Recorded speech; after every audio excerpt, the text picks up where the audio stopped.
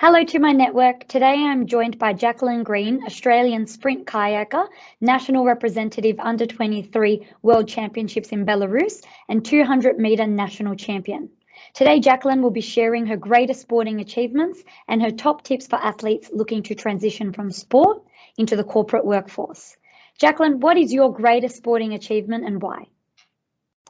It would have to be making the Australian team and travelling to the World Championships over in Belarus. This was a highlight for me. I'd been training for about sort of 10 years since I was sort of like 14, 15 onwards. So to make that team, I just won the national championships that year. And it was just an awesome event to go and do. My family came over and watched me, and it was incredible to be able to compete and see the European Championships. So a huge highlight for me. Obviously, you train so much to get there, and that was the peak to me to win that. That's awesome, and your family must have been so proud. Must have been exciting to have them there.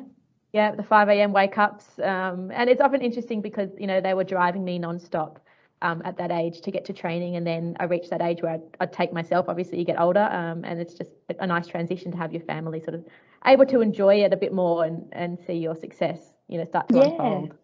No, that's awesome and unbelievable achievements. Jacqueline, what would you say are your top tips for athletes transitioning out of sport and into the corporate workforce? I would have to say, and I understand it is actually quite a hard transition. I've done it myself, and you do have a few little meltdowns, but it's not hard at all. Like when you actually sit back and have a look at it, you've got the skills there, and you need to talk to people. I think it's important to actually open up and talk to people, and you will find that you will meet the right people that can help you.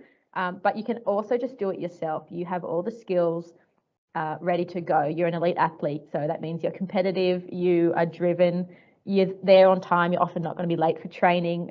You are sort of far more prepared for full-time work than the average person.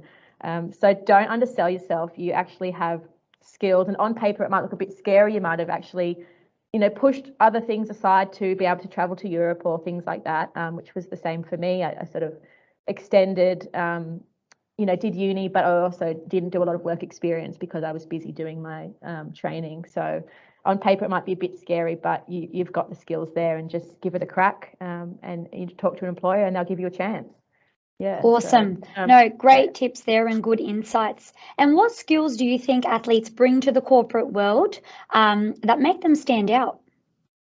I think persistence is one thing. I know with elite sport, you have to be persistent. You're not waking up every day.